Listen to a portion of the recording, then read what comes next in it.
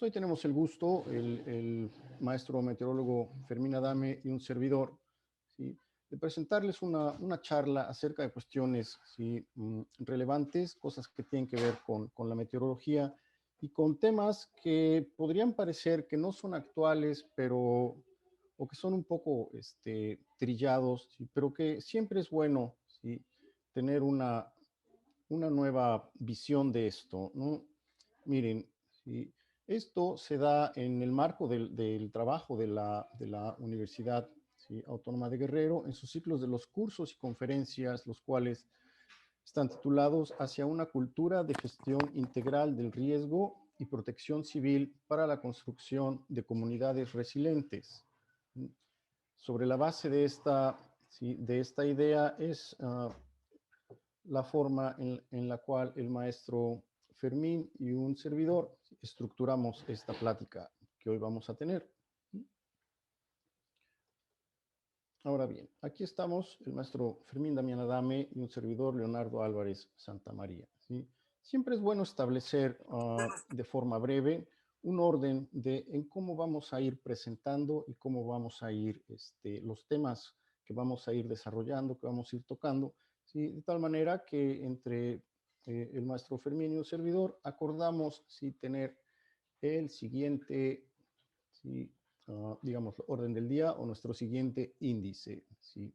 Bueno, nosotros vamos a hablar primero de lo que es un macrosistema y sus subsistemas. En este caso, sí, nos vamos a referir al planeta completo y las partes, y ahora sí que las grandes partes que lo componen, ¿no?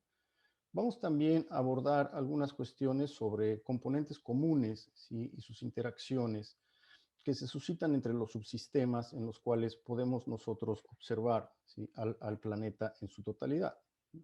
Vamos a ver también cuáles son las reglas del juego, es decir, debemos de nosotros establecer desde un punto de vista objetivo y ¿sí? Sobre la base, sobre los fundamentos de la ciencia, uh, ¿con qué vamos a trabajar? ¿Cuáles son las reglas prácticamente del juego? ¿No? ¿A qué leyes de la naturaleza nos vamos a apegar? Después vamos a trabajar un poco sobre el tamaño de las cosas. El tamaño de las cosas y cuánto tardan estas cosas en suceder, ¿sí? Es decir, los fenómenos naturales y los procesos que vinculan ¿sí? A estos subsistemas, cuánto tiempo tardan y de qué tamaño son las cosas ¿sí? Que estamos hablando. Posteriormente trabajaremos algunas cuestiones ¿sí? Ya sobre las definiciones y cuestiones de las variables ¿no? Que nos interesan para la meteorología, ¿sí? Como es también la cuestión del tiempo y el clima, que son dos cosas que no necesariamente, ¿sí? Que nos hablan aproximadamente de lo mismo, pero que no son lo mismo, ¿verdad? Y finalmente vamos a tocar esta parte que es sobre la variabilidad climática, ¿sí? Y el cambio climático, ¿sí? ¿Qué opiniones hay? ¿Desde qué punto de vista nosotros o qué puntos de vista nosotros podemos encontrar ¿sí? Acerca de estos temas? Bueno, para continuar, pues vayamos ya ¿sí? A lo que viene siendo el desarrollo de nuestra charla. Algo que siempre es bueno tener, algo que va a dar solidez, que va a ser robusta una investigación, que va a ser robusto un análisis, ¿sí? Son los marcos de referencia, es decir, bajo qué estructura de pensamiento o bajo qué reglas de pensamiento ¿sí? Es ¿sí? La base que nosotros vamos a tomar para a partir de ahí ¿sí? Poder estructurar lo que nosotros queremos comunicar, nuestras ideas, nuestras investigaciones, uh, incluso nuestros comentarios, ¿no? Ahora bien, uh, podría parecer que esto es de que voy a agarrar, y ante todo en la ciencia, ¿no? De que, bueno, voy a agarrar ahorita este asunto, ahora sí que el toro por los cuernos, y le voy a hacer con mis reglas, como Dios me dé a entender. Y bueno, esa es una de las cosas que a veces no precisamente nos trae problemas, pero que nos ¿Y la dificulta tabla? poder ir transitando ¿sí? En este asunto de lo que a veces queremos explicar. Ahora bien, ¿en qué nos vamos nosotros ¿sí? A parar? ¿Sobre qué nos vamos a parar? nosotros vamos a trabajar desde un punto de vista de lo que es la teoría general de los sistemas. Para ello, hacemos referencia a esto, ¿sí? Que quien propone la teoría, esta teoría general de los sistemas, es Carl Ludwig von Bertalanffy, ¿sí?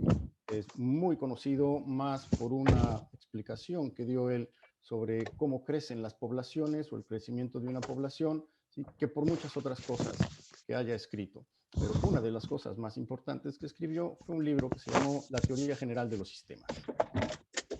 De manera breve comentaremos, ¿sí?, que un sistema es un todo. Puede ser inmensamente grande, el universo puede ser un sistema, ¿sí?, o puede ser muy pequeño, como una gota de agua. Todo depende, ¿sí?, de lo que nosotros vayamos a estudiar. Le vamos a dar un marco de referencia y a eso en particular le vamos a llamar nuestro sistema.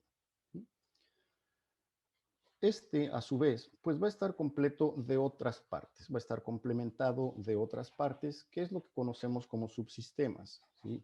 O ¿sí?, esto que vienen siendo las partes intermedias, los mesosistemas o los microsistemas, ¿sí? Y bueno, todo aquello, ¿sí?, que suceda y que relacione, que haga que uno de estos subsistemas, ¿sí?, entre en contacto, ¿sí?, e intercambie propiedades, características, información con otro de los subsistemas. A esto sí es a lo que le llamamos nosotros, ¿sí?, las interacciones. Algo muy, digamos, una forma muy sencilla, aunque sencillo no es la termodinámica, ¿verdad? Pues bien siendo la termodinámica, ¿no? La termodinámica nos habla, ¿sí?, de qué sucede cuando a un sistema, ¿sí?, llega, ¿sí?, o se va de este sistema el calor, ¿sí? Entonces, suceden cambios en la materia, en su estructura, en su tamaño. Entonces, estas son, digámoslo, algunas cosas que nos pueden explicar, ¿sí?, estas interacciones.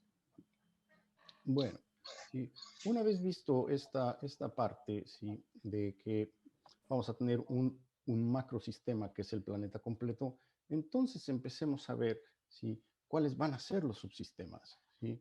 Lo que nosotros observamos ahí es una fotografía aérea, ¿sí?, de la región aproximadamente central del mar Mediterráneo. Acá tenemos, ¿sí?, la isla Sicilia, todo esto es Italia, ¿sí?, el norte de África. ¿Sí? Tenemos ahí una buena parte de nuestro macrosistema. ¿Por qué? Porque al que vamos a ver las nubes, que son parte del sistema, tierra, que es parte del sistema, una atmósfera, que es parte del sistema, el océano, que es parte, ¿sí?, del macrosistema. Entonces, ahí vamos nosotros, ¿sí?, integrando cuáles van a ser, ¿sí?, nuestras partes del gran sistema. Entonces, número uno, el sistema es el planeta completo, ¿sí? Y número dos, ¿sí?, aquellas partes que desde un punto de vista muy grande, no tan grande como el planeta mismo, ¿sí?, porque la suma de las partes, ¿sí?, si no ponemos todas aquellas que nosotros enumeramos, entonces, ¿sí?, no vamos a tener el todo completo. Entonces, una parte por sí sola o un par de partes o tres por sí solas no representan al todo, ¿sí?, al macrosistema en su totalidad. Ahora bien, tenemos Pero, aquí nuestros subsistemas. ¿Cuáles son estos subsistemas? ¿Qué vemos si nos vamos hasta una distancia lo suficientemente alejados, ¿sí?, de la superficie del planeta? ¿Qué es lo que vamos a ver nosotros? Vamos a ver una parte muy grande que es el océano y esa es nuestra hidrosfera. Esa es una parte, ese es un subsistema. Otro que alcanzaremos a ver, y porque lo vamos a ver por las nubes, recordemos que el aire es no lo podemos ver, ¿sí? Entonces, otro de ellos es la atmósfera, ¿sí? Después tenemos tierra, todo lo que es la corteza continental y también la corteza oceánica, que viene siendo la litosfera, los hielos, que son los casquetes polares y todo lo que está en las altas montañas, ¿sí?, la criosfera y finalmente la biosfera, todo aquello que está vivo desde bacterias hasta ballenas azules, desde los más chiquitos hasta los más grandes, ¿sí?, pasando por todos los animales y también todo lo que son las plantas. Esos son, ¿sí?, los 5 subsistemas que nosotros vamos a definir, y que la suma de estos, ¿sí?, hará entonces el todo, que es el macrosistema, que es el planeta en sí mismo. ¿De acuerdo? Ahora, hablemos de algunos números. Miren, ¿sí?, el océano y el hielo marino, visto desde el punto de vista que es agua, ¿sí?, esto, ¿sí?, comprende 1.370 un millón, que son 1.370.323.000 kilómetros cúbicos de agua. Es decir, es muchísima agua, ¿sí? La atmósfera y la humedad en la atmósfera representan aproximadamente 15.000 kilómetros cúbicos de agua. Los lagos y los ríos, 510.000 kilómetros cúbicos. Y las aguas subterráneas, todo lo que viene siendo la hidrología subterránea, aproximadamente 5.100.000 metros cúbicos. Esos son para darnos más o menos una idea de uno de los elementos, ¿sí?, que nosotros vamos a trabajar. Ahora, esto junto con otra parte son los componentes comunes. ¿Quiénes son? En la termodinámica necesitamos dos cosas, materia y energía. Por las imágenes que les acabo de mostrar, ¿sí?, a través, ¿sí?, de todos los subsistemas, algo se comunica. Y ese algo que se comunica, que hay en todos lados, de diferentes maneras, es agua, ¿sí? El agua es uno de los componentes. Ahora, para que esta agua pase entre uno y otro de todos estos, ¿sí?, subsistemas, ¿sí?, recordemos que se necesita energía. La energía básicamente, ¿sí?, la producción primaria del planeta, ¿sí?, depende de lo que es la energía solar. A partir de ahí, el resto del planeta entero, ¿sí?, funciona, porque necesitamos que los productores primarios funcionen. Y la mayoría de ellos sí está en el agua, ¿sí?, están en los océanos. Pero ¿sí?, hay una cuestión en la cual tenemos que ser claros. Sí aporta, ¿sí?, sin embargo, básicamente de lo que vamos a hablar es todo lo que sucede de la superficie del planeta, incluyendo el piso oceánico, todo el océano, toda la atmósfera, montañas, vida, hielo y todo esto, ¿sí? Pero no tenemos que olvidarnos que hay una parte, ¿sí?, que también aporta energía y que viene siendo la energía interna del planeta.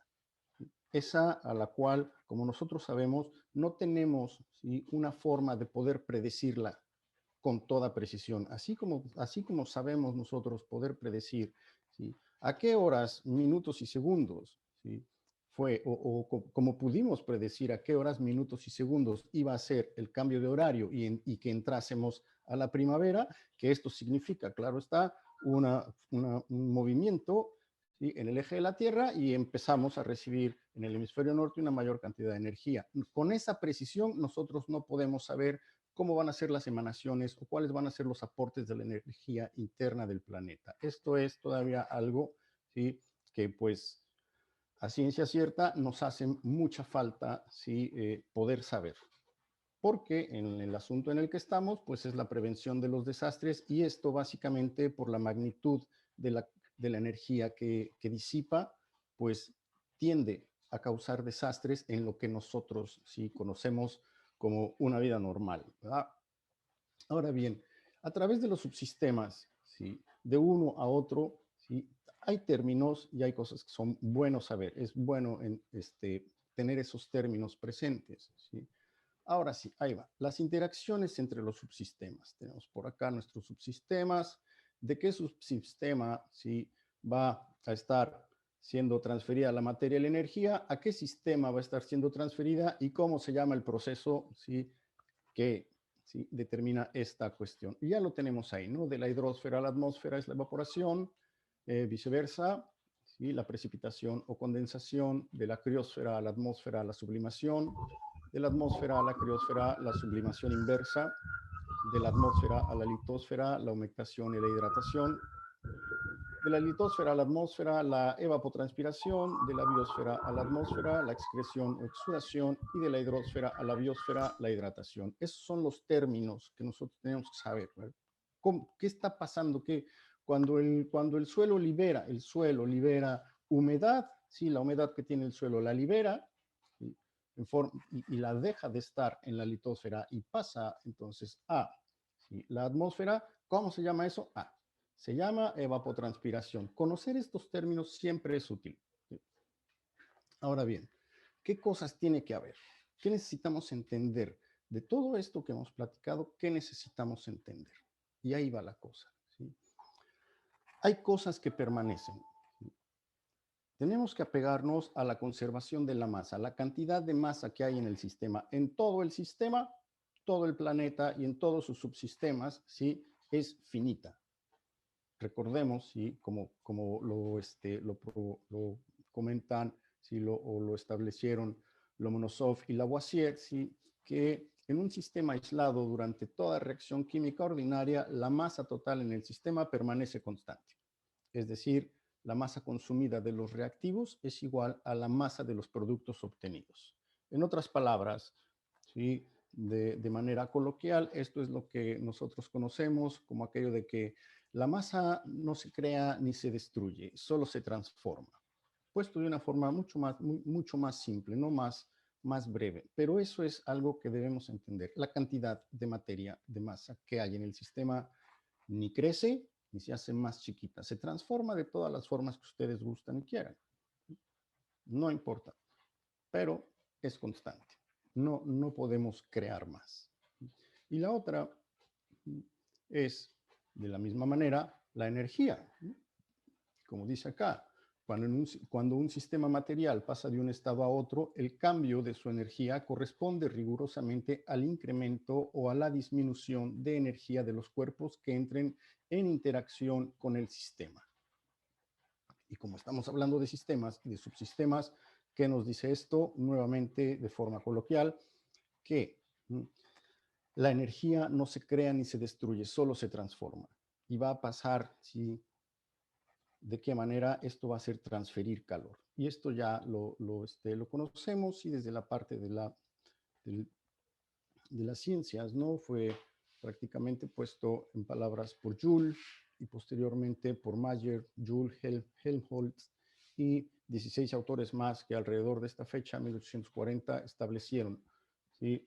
Ya lo que era todo el asunto de la relación, incluso de lo que es el trabajo y la energía, que son aparte dos cosas bastante interesantes, ¿no? en lo que a la física corresponde. Bueno, ya pusimos ahí subsistemas, ya pusimos qué es lo que comparten, ya pusimos qué reglas son con las que se juega y ahora de qué tamaño son las cosas, ¿sí? Siempre es bueno tener en mente de qué tamaño son las cosas. Si es pequeño, ¿qué es pequeño? Eso ya son perspectivas diferentes, ¿no? Para una persona, pequeño es algo que mide 10 centímetros, para otra persona, pequeño puede ser algo que mida 10 metros. Entonces, tenemos que establecer, ¿sí? El tamaño de las cosas, ¿sí? Para esto, bueno, ya lo sabemos, en la física y en las ciencias tenemos lo que son los órdenes de magnitud, y pues a partir de ellos las diferencias en los órdenes de magnitud, ¿no? Entonces, para poder entender estas cosas que pasan, necesitamos decirle, es de tal tamaño y sucede en tanto tiempo. Eso es esencial para poder, ¿sí? Describir los fenómenos naturales y otros fenómenos también. Cuestiones sociales también, ¿sí? Se llevan este tipo tienen este tipo de necesidades, ¿sí? Ahora bien, las escalas del tiempo, ¿de dónde a dónde van? ¿Qué necesitamos nosotros medir? Tenemos escalas de tiempo, de procesos en la naturaleza, ¿sí? Que duran, ¿qué les gusta? Milisegundos o menos, ¿sí? De que milisegundos. ¿Cuánto tiempo puede tardar un fotón, por ejemplo? ¿Cómo en cuánto tiempo creen ustedes que un fotón de la longitud de onda de más o menos del 200, 300, ¿sí? Que anda por ahí muy metido en el ultravioleta, ¿sí? Choque con una molécula de ozono y la rompa? ¿Cuánto tiempo creen que tarde eso? Está sucediendo. Si nosotros miramos el reloj en este momento, eso está sucediendo. Y va a suceder irremediablemente dentro de 5 minutos más. Esos son fenómenos que suceden a escalas menores, ¿sí? De milisegundos. Pero a través del tiempo, ¿sí? Empieza a haber escalas más grandes. Después de esto tenemos nuestras escalas más comunes, nuestras horas, nuestros días, nuestras semanas, nuestros meses, nuestras estaciones, ¿sí? Nuestros procesos interanuales, nuestros procesos anuales, nuestros procesos decadales, ¿sí? O ¿sí? Bueno, los decadales, que van más que nada como de 30 a 80 años, ¿no? Son las escalas que se manejan, no son de a 10 años, ojo, ¿sí?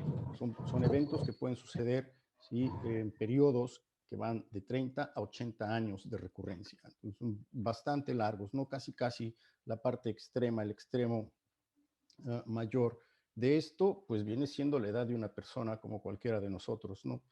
Que puede alcanzar una persona, ¿sí? Y de eso entonces podemos pasar de ahí pues a los miles de años, como es nuestra cultura, ¿sí? La propia, la propia humanidad. Tenemos que 250.000 años, ¿no? Aparecen los primeros homínidos a la fecha, pues ya tenemos 250.000 años, pero eso es poco. Eso es poco en relación, por ejemplo, a la última glaciación, que fue perdón, sí, de los últimos procesos de cambios grandes en el planeta, perdón con lo de glaciación, ¿no? Pero, por ejemplo, eso es poco, 250.000 años, ¿sí? Es poco, pues, ¿con cuánto les gusta, no? ¿Cuándo aparecieron los dinosaurios? Hace 250 millones de años. Eso es muy poco tiempo. ¿Y cuándo aparecieron los trilobites? Pues hace 600 millones de años. Se extinguieron hace 250. ¿Sí? Los dinosaurios no conocieron a los trilobites, no pisaron a ninguno, créanme. ¿Sí? Pero de ahí, ¿qué sucede? 600 millones de años es lo que el registro fósil del planeta nos puede mostrar. Es lo más antiguo que tenemos en el registro fósil y en rocas. ¿Por qué? Porque el resto de este planeta, ¿sí? Pues ya se anda reciclando por allá adentro, ¿sí? En la parte, en lo que viene siendo la estructura interna del planeta, en la astenosfera, en el manto, ¿sí? Ya anda por allá reciclado, ya no lo vimos. Y de ahí, pues, ¿para dónde nos vamos? A cuando aparece la vida, estamos hablando de 3.800 millones de años y la edad del planeta tiene 4.600 millones de años. Las escalas de tiempo son muy importantes. ¿Por qué? Porque nos dan precisión, ¿sí? En lo que vamos a hacer. No podemos nosotros tomar datos anuales, ¿sí? El promedio anual de alguna variable meteorológica, ¿sí? Y después querer hablar de procesos estacionales,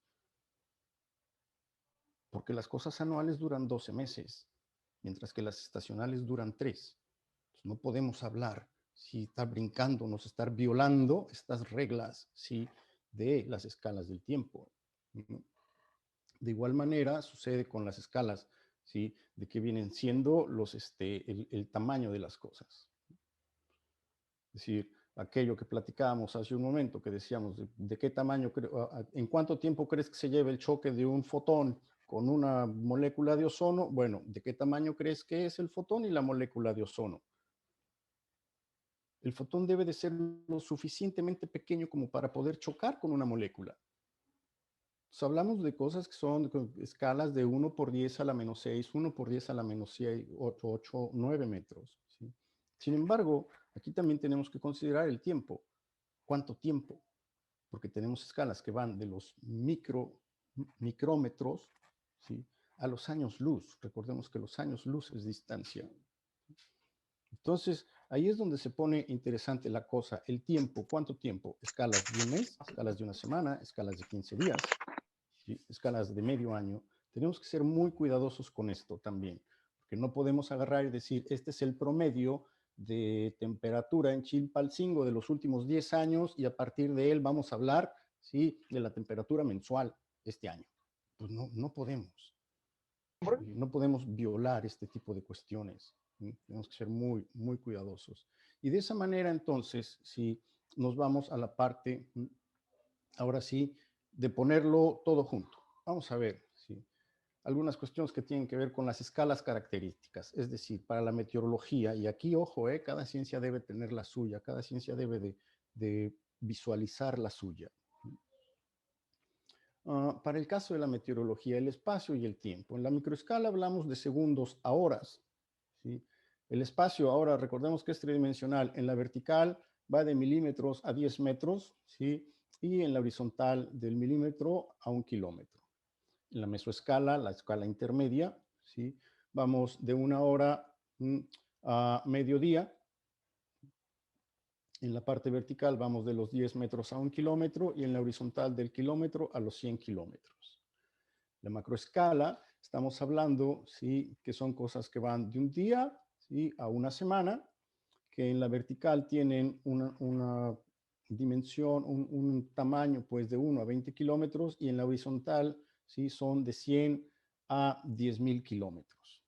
Y ya cuando hablamos de la escala global, son cosas que suceden en tiempos mayores de una semana, ¿sí?, cuya distribución vertical, ¿sí?, la trabajamos de 20 a 100 kilómetros, y también cuya escala horizontal, ¿sí?, abarca más de 10.000 kilómetros. Es decir, 10.000 kilómetros es muchísimo, ¿sí?, terreno. Entonces, estas son escalas características de lo que nos interesa en lo que corresponde a la parte meteorológica. Cada ciencia tiene la suya. Como estamos hablando de meteorología, utilizamos estas que, ¿sí?, concertamos entre el maestro Fermín y un servidor. Estas son, ¿no? ¿Por qué? Porque el que sabe de meteorología más es él. Yo no, yo soy oceanólogo físico, ¿sí? Y las escalas para la oceanografía física son diferentes a esta. Por eso es que utilizamos estas. ¿Por qué? Porque estamos hablando de cuestiones meteorológicas. Bueno, miren, hasta aquí, ¿sí?, es la parte en la cual, ¿sí?, corresponde mi aportación para, ¿sí?, lo que es esta clase, esta pues charla que estamos teniendo hoy. A partir de este momento, ¿sí?, lo que continúan, las temáticas que continúan, las versará el maestro Fermín, a quien en este momento cedo la palabra. Bueno, pues muchas gracias, maestro Leonardo, por esta importante contribución. La verdad de las cosas es que ha preparado el terreno el maestro Leonardo. Para continuar con esta explicación, vamos a entrar en una pequeña definición. ¿Qué es el clima? Bueno, pues el clima es el conjunto fluctuante de las condiciones atmosféricas, caracterizado por los estados y las evoluciones del tiempo en una porción determinada del espacio. Como vemos en pantalla, tenemos las frases divididas en colores que identifican una idea. La primera idea, en color verde, se refiere a fluctuaciones, a un comportamiento errático. Segunda parte, el comportamiento atmosférico. Tercera parte, hace alusión a una zona o porción determinada en la Tierra. Con esto nosotros podemos aterrizar a este triángulo que tenemos ahora en pantalla, que me gustaría llamar el triángulo del clima.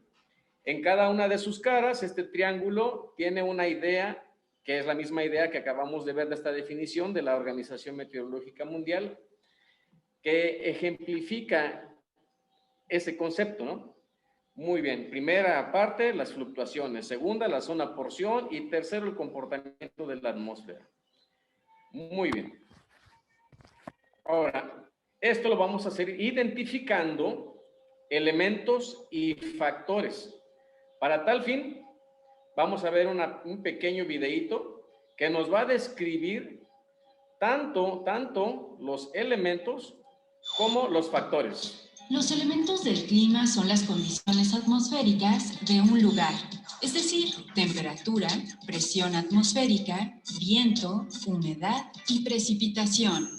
La temperatura es el grado de calor en la atmósfera. Se origina cuando los rayos solares son absorbidos por la superficie terrestre y ésta, al calentarse, irradia energía en forma de calor. La presión atmosférica se refiere a la fuerza que una columna de aire ejerce sobre un lugar de la superficie terrestre. El viento, es decir, el aire que se mueve, se produce por la diferente presión atmosférica entre dos lugares. Por lo general, se desplaza de zonas de alta presión hacia regiones de baja presión. La humedad es la cantidad de vapor de agua en el aire y proviene de la evaporación de los cuerpos de agua. El último elemento, la precipitación, se refiere a la cantidad de agua que cae sobre una región en forma de lluvia, nieve o granizo, según la temperatura. Ahora bien, todos los elementos son modificados por los factores del clima y su interacción provoca que este último sea distinto de un lugar a otro. Los factores del clima son latitud, altitud, relieve, vegetación, continentalidad y corrientes marinas. La latitud es la distancia entre el ecuador y cualquier paralelo. Condiciona la densidad con la que los rayos del sol llegan a la superficie.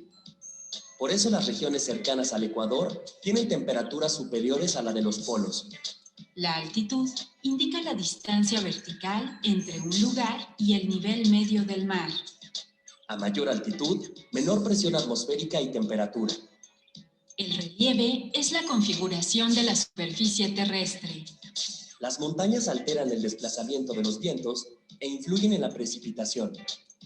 La vegetación regula la temperatura y humedad de un lugar.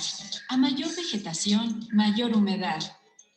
La continentalidad se refiere a la distancia de un lugar con respecto a un cuerpo de agua.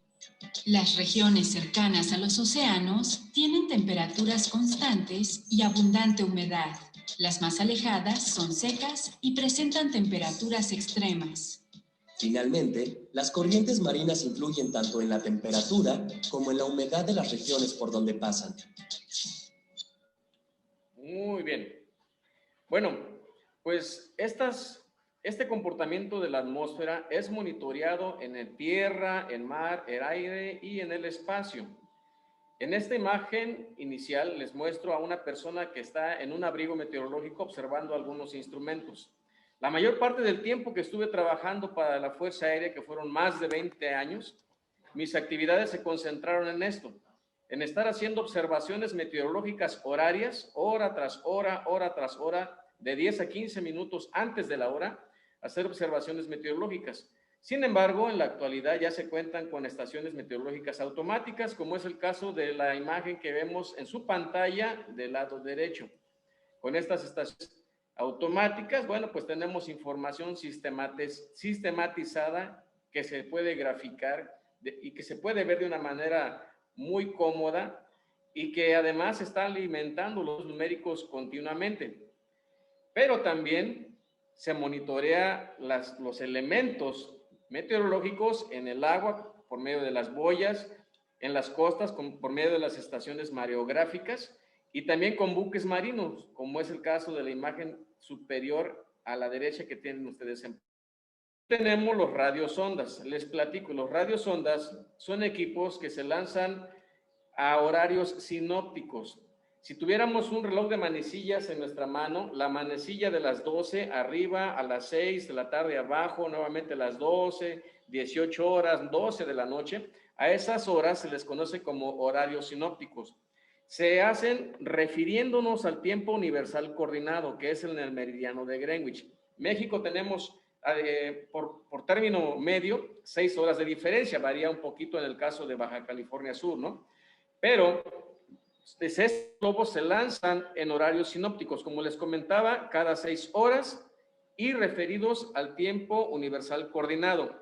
En el interior, estas cajitas que parecieran ser como de zapato de bebé, llevan unos instrumentos que miden temperatura, presión, humedad, tienen un posicionador GPS y tienen un sistema de transmisión de datos que está emitiendo su información hacia una red de computadoras que alimentan a su vez modelos numéricos, como es el caso de lo que estamos viendo en pantalla, ¿no? En el caso inferior izquierdo a su pantalla podemos ver una animación de los vientos a diferentes niveles en la atmósfera. Esto viene siendo como producto de estos radiosondas. En el costado derecho de su pantalla están viendo la imagen gráfica de un radiosondeo. Con eso los meteorólogos podemos observar qué tanta humedad hay en la atmósfera, a partir de qué nivel se forman las nubes, en dónde hay condensación, en dónde hay formación de hielo, cómo está la intensidad de los vientos, hacia dónde se mueven los vientos, y podemos determinar el movimiento de algunos sistemas meteorológicos. También se utilizan aviones que lanzan los drop sondas. Drop sondas. Estos instrumentos, como vemos en pantalla, tienen el aspecto de una especie de tubo y en el interior llevan sensores de temperatura, de presión, de humedad y llevan un posicionador GPS. En el caso de la imagen de su pantalla, la imagen inferior a la derecha, podemos apreciar cómo este tubo o este drop sonda tiene en la cola, que se le conoce todo esto como el tren del drop sonda, tiene un paracaídas. Con este paracaídas, ese drop sonda tiene una caída uniforme. Así como los globos se inflan con una cantidad de gas que le permite tener una velocidad de ascenso uniforme en la atmósfera, también se calcula que los drop sondas tengan una velocidad de descenso uniforme. Ahora vamos a ver un pequeño video de los drop sondas. El WC-130 desafía la fuerza del huracán, acercándose a la pared del ojo donde se producen los vientos más fuertes. En cambio, el Gulfstream 4, un jet de alta tecnología, vuela por encima del huracán, sube hasta los 45.000 pies de altura y lo hace para estudiar los vientos que hay encima de la tormenta, clave para entenderla mejor. Sus entrañas están repletas de aparatos electrónicos utilizados por los meteorólogos de la NOAA, como la radiosonda. We'll use a sonde that'll help get a profile all the way to the ocean. It's taking temperatures, pressures, winds, things like that as it falls from the plane. Toda la información que recogen los aviones se meten en los modelos meteorológicos para hacer un mejor pronóstico del movimiento e intensidad del huracán.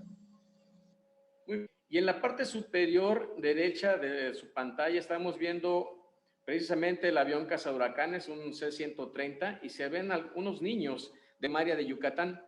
Les comento que estos aviones cazahuracanes permiten el acceso de las instituciones educativas, así es que cuando tengan oportunidad y que sepan que en la temporada de huracanes está el avión aterrizado, es posible visitarlo y conocerlo. En la imagen de la derecha, pero abajo, tenemos a otra escuela, otro grupo de niños de Veracruz que fueron a visitar el avión cazahuracanes. Pues bueno, además de los aviones cazahuracanes, tenemos también aviones que vuelan, aviones comerciales que vuelan de América hacia Europa, como es el caso de esta imagen que tenemos en su pantalla superior derecha. En el transcurso de su vuelo van haciendo reportes meteorológicos que se le conocen como reporte del piloto o PIREP. Bueno, de esta manera nosotros los meteorólogos tenemos información meteorológica que está alimentando modelos numéricos. Con estos modelos numéricos, a su vez, se construyen otras herramientas que nos van a servir para elaborar nuestros pronósticos. Utilizan los satélites. Básicamente hay dos tipos de satélites. El satélite de órbita polar, que vuela de norte a sur a una distancia corta relativamente de la Tierra, y los satélites de órbita geoestacionario. Alrededor de 14,000 satélites existían por ahí del 2014. Actualmente, pues ya tenemos más satélites volando y estos satélites se han ido enriqueciendo con muchas herramientas que nos permiten analizar mejor cómo se comportan los minerales, cómo se comportan otros litometeoros en la atmósfera, como es el caso de esta imagen que vemos en la sección inferior derecha de su pantalla. Está modelando el comportamiento de partículas PM2.5 y PM10. Por este lado, en la imagen inferior izquierda, estamos viendo cómo es el barrido del satélite de órbita polar. Si nos damos cuenta, son como una especie de pinceladas que hace el satélite, corre el globo. Les platico que cuando yo era niño, con mis hermanos nos subíamos a la azotea de la casa y nos pasábamos horas buscando ovnis. Honestamente, nunca encontramos un ovni, pero sí llegamos a percibir el paso de los satélites. Digo, nos parecía muy curioso ver una lucecita firme que atravesaba de norte a sur toda la bóveda celeste y en un espacio de tiempo corto. En la actualidad se pueden seguir viendo a simple vista los satélites de órbita polar. Ok, además de esta información que ya tenemos, hay aparte equipos que están observando el sol, lo cual nos enriquece bastante la información que nosotros vamos a emplear en nuestros pronósticos, como es el caso de la página de observación del clima espacial. Lo que tenemos en pantalla en este momento es la página del Servicio Meteorológico Nacional y tenemos disponible para nosotros las normales climatológicas. Me gustaría hacer un paréntesis en esta palabra, normal climatológica. La normal climatológica incluye la información almacenada de algún punto en específico por un periodo mínimo de 30 años. Cuando nosotros observamos los elementos meteorológicos durante un periodo de 30 años, se construye una normal climatológica. De tal manera de que nosotros tenemos un comportamiento relativamente esperado y lo que se le considera normal.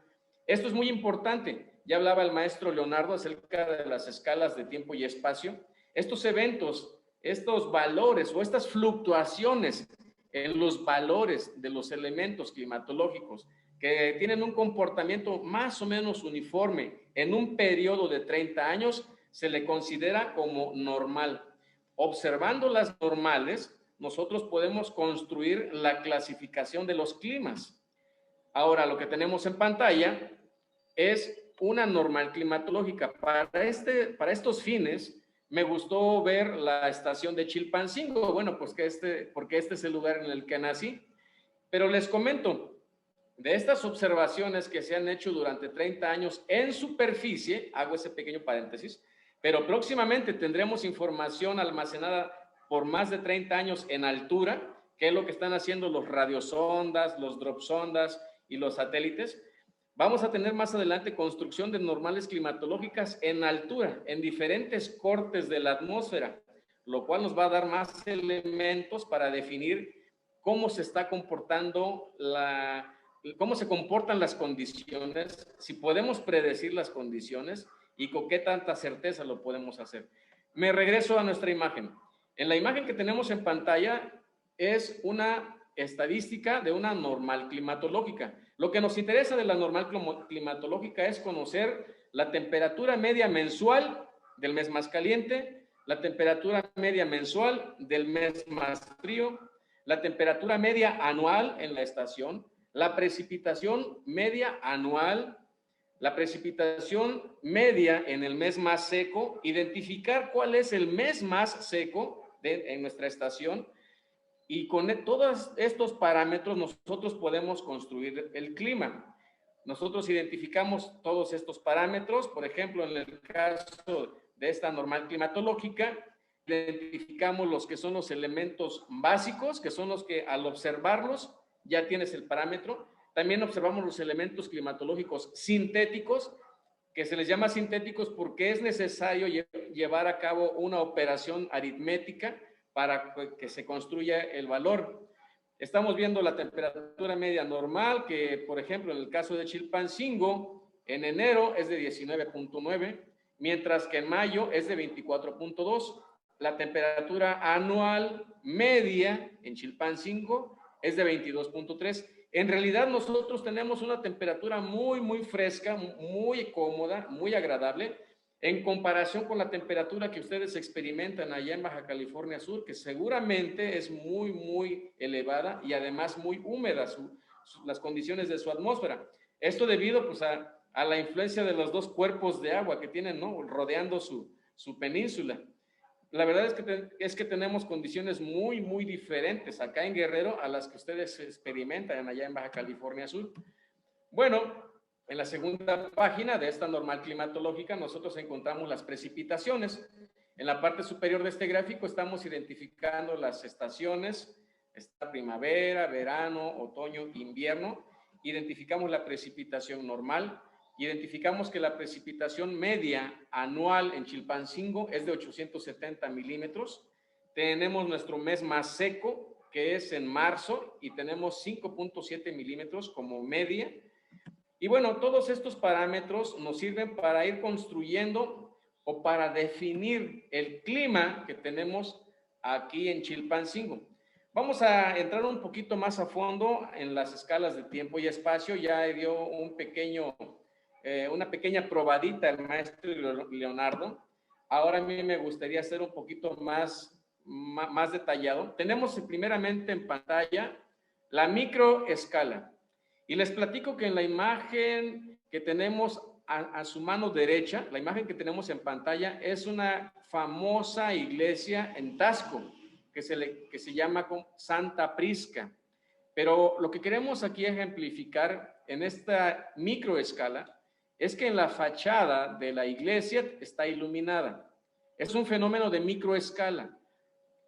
¿Cómo lo podemos diferenciar? En un costado de la iglesia tenemos otra cara que no está iluminada, está sombreada. Si nosotros acercáramos el dorso de nuestra mano y la pegáramos contra la pared, notaríamos que en el lado de enfrente de la iglesia está caliente, mientras que en un costado está fresco. Esta diferencia de temperaturas en una edificación, como ya lo comentaba el maestro Leonardo, ¿no? En el espacio de tiempo comprende de 1 segundo a 1 hora. La diferencia de temperatura que nosotros podemos percibir en un espacio desde 1 segundo a 1 hora en esta parroquia, como consecuencia de la iluminación diferente de las caras, es un fenómeno de microescala. En la imagen del centro que tenemos aquí en pantalla es un cuerpo de agua muy famoso, también aquí cerca de Chilpancingo, que se le llama Borbollón.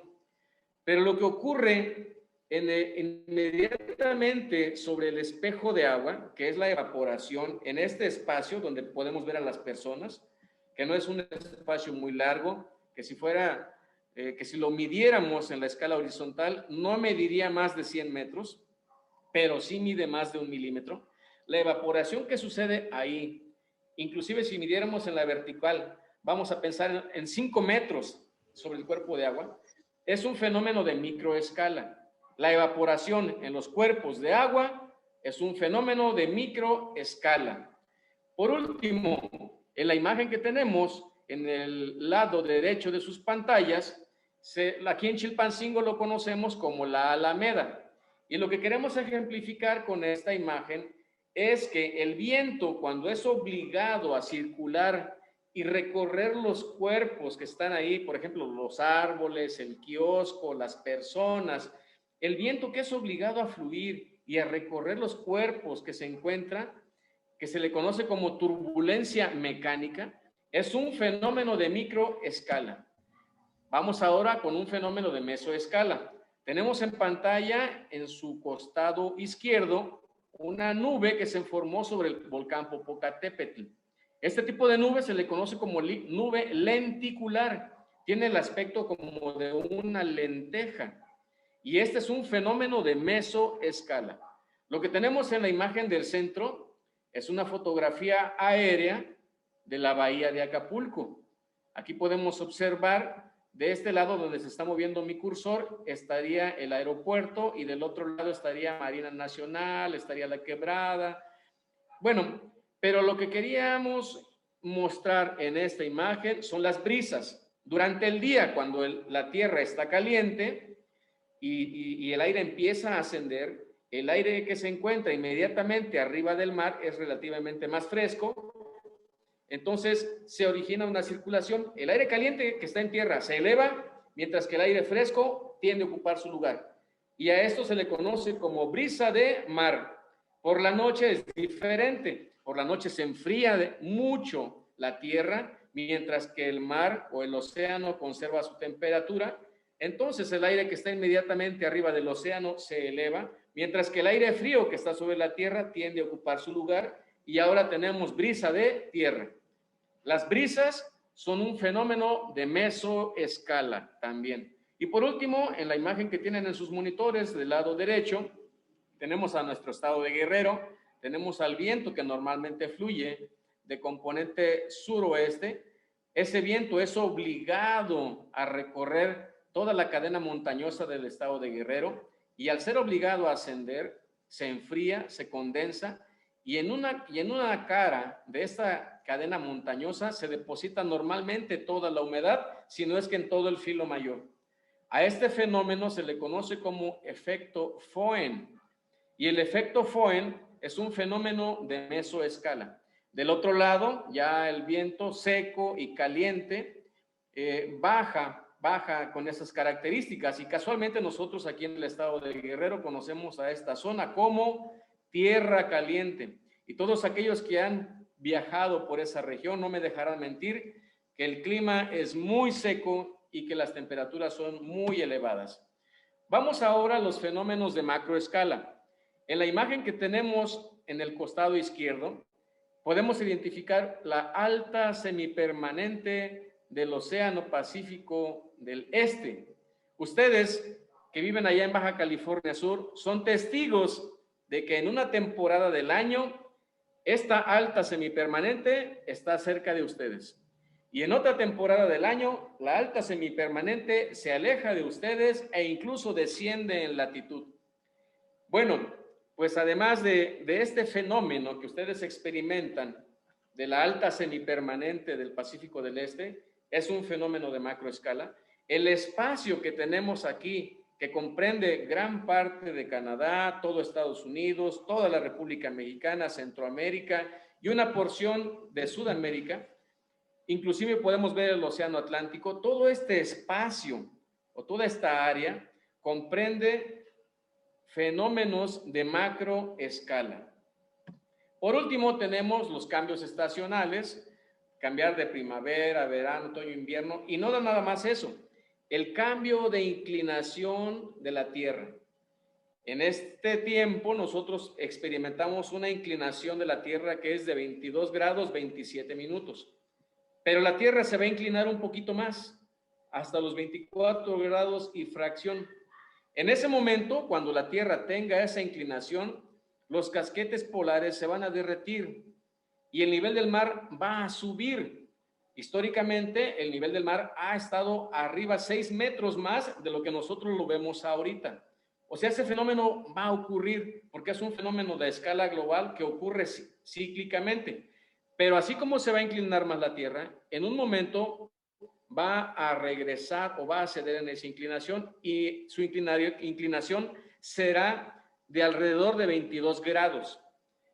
Eso es un fenómeno de escala global. Bueno, ya hemos visto las escalas y por último estamos viendo los ciclos solares. Les decía que hay una página disponible en internet, hay varias, está una página rusa, una página china, pero la página que a mí me gusta observar mucho es la página de observación del clima espacial de la NASA. Además de que por nuestra región meteorológica, nosotros pertenecemos a la cuarta geológica de la República Mexicana y nuestro órgano oficial de información en este caso sería Estados Unidos. Bueno, en este gráfico nosotros identificamos cómo el comportamiento del Sol tiene unos ciclos que normalmente son de 11 años. Tiene unos máximos mínimos solares. Nosotros experimentamos, por ejemplo, en el 2012, un máximo solar aquí en Guerrero, en donde sufrimos la incidencia de 2 huracanes, Ingrid y Manuel, que nos ocasionaron graves daños. En lo personal, en mi familia nos afectó. Con la ocurrencia de estos 2 huracanes, en septiembre, perdimos la casa. El río se llevó la casa de mis papás. Pero les quiero platicar que, por ejemplo, en un mínimo solar en el 2010, cuando estaba yo en Chihuahua y que llegó el presidente Felipe Calderón en febrero, específicamente el 10 de febrero del 2010, llegó el presidente Felipe Calderón a desayunar con nosotros los soldados de la Fuerza Aérea en el desierto. Pues les platico que nuestros alimentos se congelaron. Estábamos en el aeropuerto, en la base aérea de Santa Gertrudis, Chihuahua. Ahí fue el desayuno conmemorativo del Día de la Fuerza Aérea. Y hubo un invierno tan intenso que además de congelarse nuestros alimentos, nuestro jugo, pues era un boli, ¿no? Era un hielito, no estaba en estado líquido. En donde acampamos, en nuestras tiendas de campaña, podíamos ver cómo la evaporación, cómo se condensó nuestra transpiración, nuestra respiración formó cristalitos de hielo en el techo de nuestras tiendas de campaña. Y además les quisiera platicar que por ahí en el 2001, cuando estaba yo en Guadalajara, en un máximo solar, hubo una fuerte granizada que quebró el parabrisas de mi carro. Y los carros de otros de mis compañeros también. Hubo inundaciones, se nos cayeron algunos árboles. En fin, nosotros podemos ir identificando cómo se relacionan los máximos solares con la mayor actividad de los ciclones tropicales y de las tormentas, y cómo los mínimos solares se relacionan con inviernos más crudos. Ustedes que están en el norte y que tienen familia que vive en Estados Unidos o en Canadá, seguramente saben que el invierno de este año ha sido muy crudo, y eso es debido a que estamos atravesando por un mínimo solar. Pero también podemos nosotros identificar que para el próximo 2025 tendremos una fuerte actividad del sol y va relacionada directamente con la actividad de los ciclones tropicales. Muy bien, ahora pasamos a la parte de los climas. La evolución en la clasificación de los climas. Primeramente, se identificó el clima cálido que rodeaba prácticamente al globo por el Ecuador, el clima templado que se centraba prácticamente en los trópicos y finalmente los climas fríos en los polos. Esa fue la primera y la más básica clasificación de los climas. Pero luego vino Vladimir Petrovich Köppen, que hizo una clasificación muy específica, y su clasificación de climas la hizo pensando en macro escala. Vamos a ver a Vladimir Köppen cómo clasificó los climas. La clasificación climática de Köppen divide los climas del mundo por su temperatura en 5 grupos principales, identificados con una letra en mayúscula. A se refiere a climas tropicales. B, climas secos. C, climas templados. D, climas fríos. E, climas polares. Y por 5 regímenes de lluvia designados con letras minúsculas. F, indica lluvias todo el año. W, lluvias en verano. S, lluvias en invierno. M, lluvias de monzón.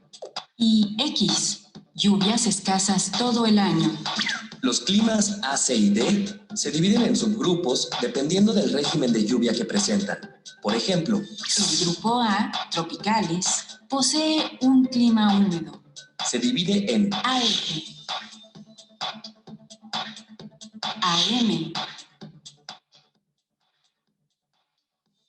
y AW. El grupo C, templados, se caracteriza por tener muy bien definidas las 4 estaciones. Se divide en CF, clima templado con lluvias todo el año. CW, clima templado con lluvias en verano. Y CS, clima templado con lluvias en invierno. el grupo D, fríos. Presenta temperaturas bajas. Se divide en DW, clima frío con lluvias en verano. DF, clima frío con lluvias todo el año. Inviernos muy fríos con nieve y veranos cálidos. Los climas secos, B, y polares, E, tienen una precipitación menor a los 200 milímetros anuales y no poseen un periodo de lluvias definido. Por este motivo, son una excepción. Se componen de 2 letras mayúsculas. La primera indica el grupo climático, la segunda, el tipo de vegetación. El grupo B, secos, abarca una vegetación de bosque espinoso y matorral xerófito. Se divide en BS,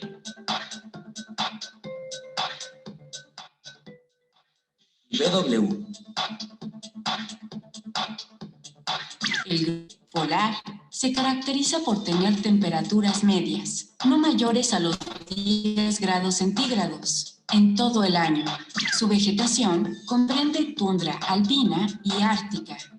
En el subgrupo ET, tundra, la temperatura media del mes más cálido está entre 0 y 10 grados centígrados.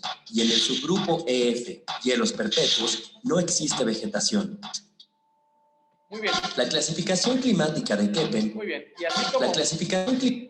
Y así como los dedos de nuestra mano, los climas básicamente son 5 y tienen unas subdivisiones.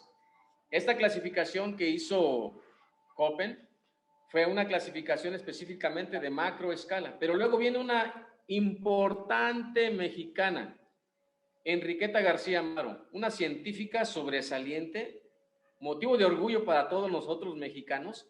Ella hizo varios estudios a nivel nacional en una temporada en la que era muy complicado para las mujeres rebasar allá de la licenciatura. Bueno, pero Enriqueta hizo una contribución muy importante al clasificar nuestros climas a mesoescala, o sea, más a detalle. En la actualidad se sigue empleando esta metodología que utilizaron tanto Köppen como Enriqueta. Y las cartas de climas que existen y que están vigentes, por ejemplo, en la página de la Comisión Nacional de la Biodiversidad y otras páginas de uso oficial responden a la clasificación que hizo Enriqueta, que es son una clasificación a mesoescala. Y aquí tenemos las cartas de clasificación de los climas que ajustó o que especificó nuestra paisana Enriqueta García. ¿En qué se basa esa clasificación de los climas? Ahorita lo tenemos en pantalla. Es un proceso un poquito largo, pero no nada complicado. Es necesario observar la temperatura media mensual del mes más caliente, la temperatura media mensual del mes más frío, la temperatura media anual de la estación, la precipitación anual, la precipitación en el mes más seco, y en base a todas estas observaciones, uno define si el tipo de clima es A, B, C, D o E, y además determinar su subdivisión. En el caso de esta diapositiva que tenemos ahorita en sus pantallas, está identificado en el círculo rojo el clima de Chilpancingo, que corresponde a un tipo de clima AW. Si se dan cuenta, estamos en los límites como para cambiar de clasificación, ¿no? Si bajara nuestra cantidad de precipitación, nos vamos a colocar en un problema. ¿Pudiera bajar nuestra cantidad de precipitación? Sí pudiera bajar, pero también pudiera subir.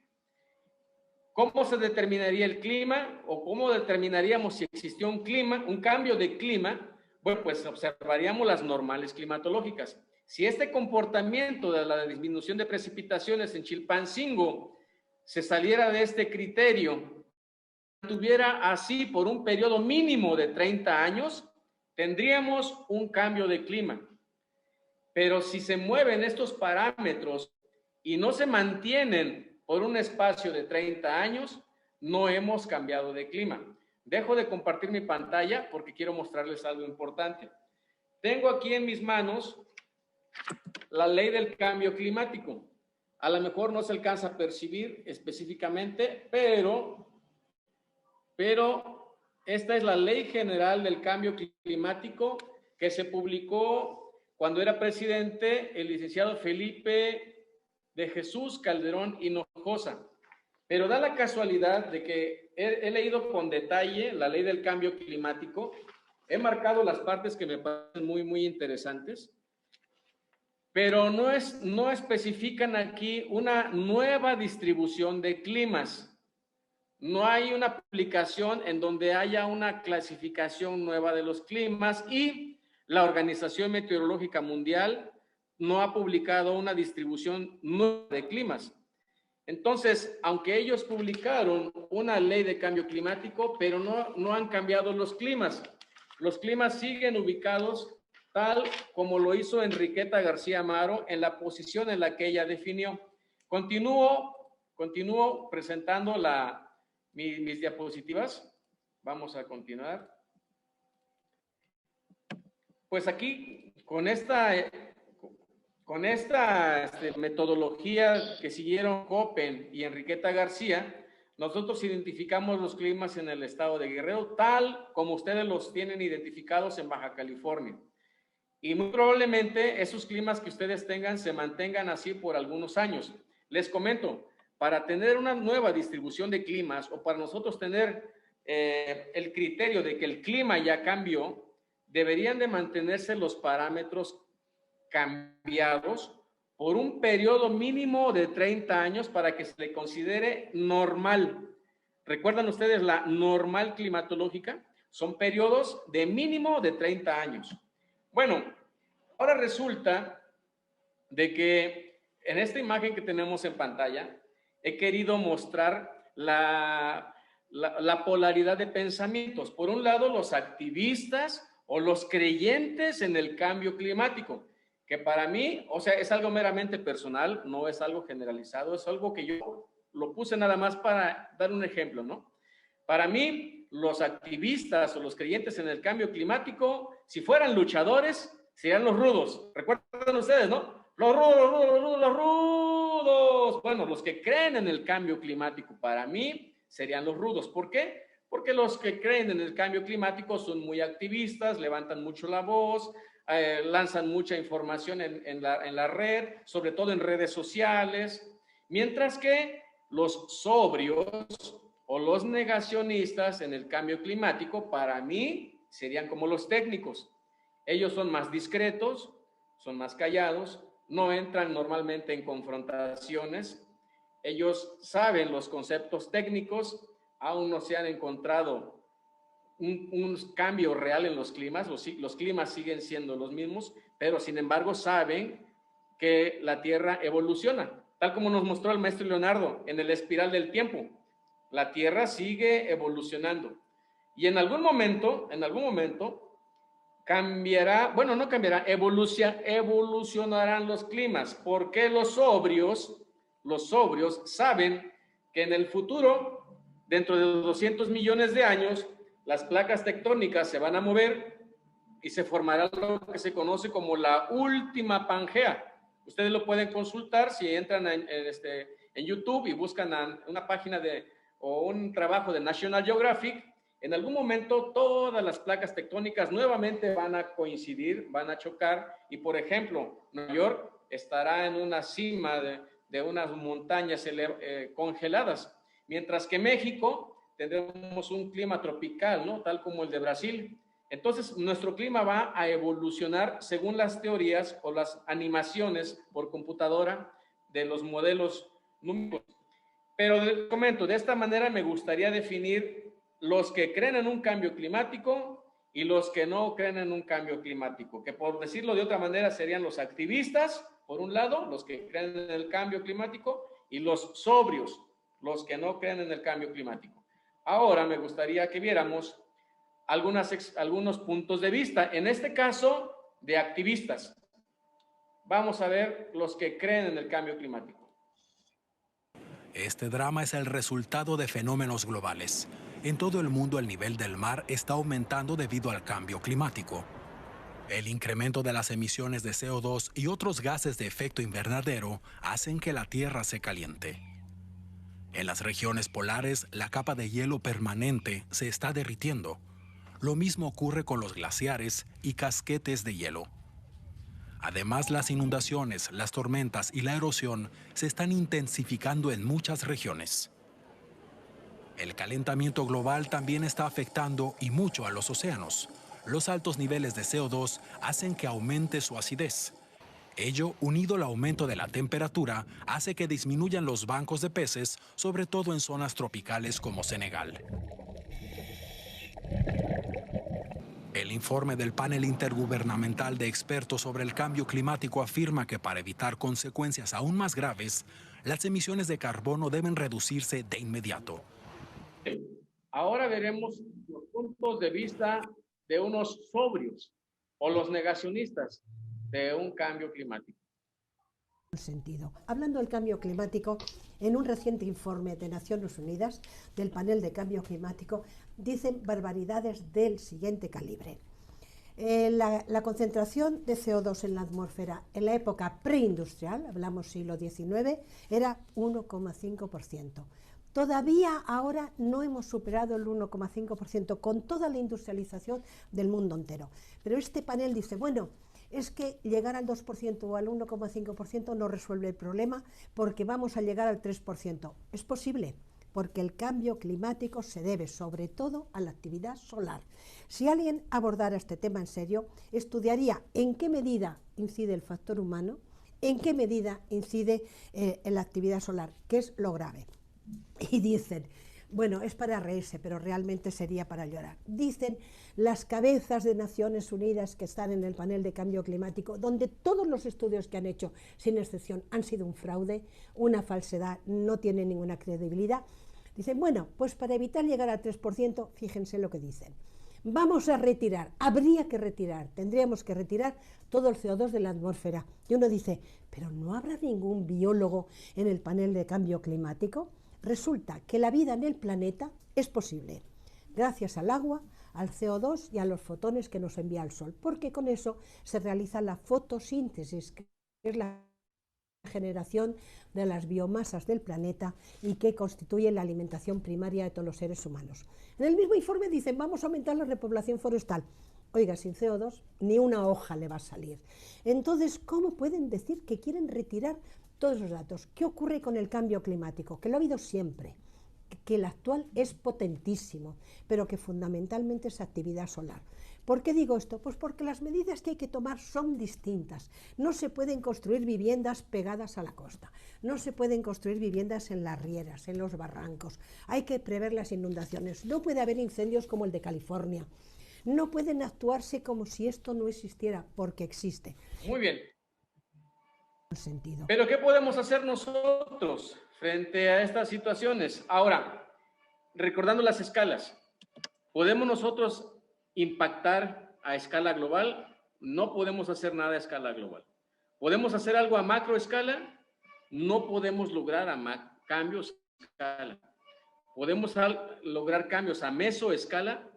Difícilmente vamos a cambiar el comportamiento, por ejemplo, de las brisas de mar, de tierra, o un efecto Foehn. A mesoescala tampoco podemos hacer nada, pero a microescala sí podemos hacer cosas, y eso es lo importante. Las acciones personales deben de aterrizar a microescala, y veamos algunas de las cosas que nosotros podríamos hacer a microescala. Aquí hay algunos sencillos puntos que puedes adoptar para ayudar al planeta. Compra focos ahorradores de energía en vez de focos comunes. A la larga, cuestan mucho menos. Desconecta los aparatos eléctricos que no estés usando y los cargadores de celulares. Aunque estén apagados, siguen consumiendo energía. Disminuye el uso de aires acondicionados y calefactores, inclusive en el automóvil. Si vas a comprar un automóvil, elige uno con bajo consumo de combustible y menos emisiones de dióxido de carbono por kilómetro y por año. Mantén las llantas de tu automóvil bien infladas. Así, el motor hará menos esfuerzo y ahorrará gasolina. Usa más el transporte público o comparte el automóvil. Camina o usa bicicleta. Usa menos agua caliente para bañarte y cierra la regadera mientras te enjabonas. Lava la ropa con agua fría o tibia. Recicla, separa la basura, compra productos reciclados y reciclables y dale más de 2 usos al papel, al vidrio y al aluminio. Cuida los bosques, los árboles y la naturaleza y participa en los programas de reforestación de tu comunidad. Nos estamos acabando al planeta, este mundo maravilloso que tanto nos ha dado. Todavía estamos a tiempo, pero tenemos que cambiar nuestra manera de pensar y empezar a actuar ahora. Muy bien. Resulta, jóvenes, que en la plaza del Zócalo de la Ciudad de México hubo un día en que los soldados normalmente arrían la bandera a las 7 de la tarde, pero como notamos, las condiciones del viento eran particularmente problemáticas. Al intentar sujetar la bandera, un soldado ya había sido lanzado por el aire y había tocado. Así es que se les empezó a complicar agarrar la bandera para poderla extender, colocársela en los ojos y carrearla. Estaban atravesando por dificultades. Luego entonces un par de personas se acercaron a ayudar a los soldados, algo que normalmente no sucede. Y poco a poco fueron más, luego más, los testigos se empezaron a grabar, quedó ahora sí para la evidencia. Y así se fueron uniendo más espectadores hasta que juntos lograron contener la bandera. Esto nos recuerda que en las dificultades mexicanos, como los festejos, nos podemos unir. Las tragedias nos han unido, ¿no? Como los sismos, como las inundaciones. Podemos estar unidos para hacer cosas colectivas. Y esto es lo respetable. Debemos unirnos para participar en actividades positivas, en actividades por el bien de la comunidad, no debido a la crisis. Es que hechos como estos que estamos viendo en pantalla, nos recuerdan lo fregón que somos como mexicanos, lo valioso que es nuestra participación en la comunidad. Es un motivo por el cual para sentirnos en actividades positivas podemos marcar la diferencia. Tal vez no podamos hacer mucho en macroescala, en mesoescala, en escala global, pero en microescala lo que nosotros hagamos va a impactar positivamente, inicialmente a nosotros mismos y a nuestras familias. Así es que la invitación es para que actuemos positivamente en nuestro pequeño entorno, en nuestra microescala. Con eso vamos a hacer la diferencia.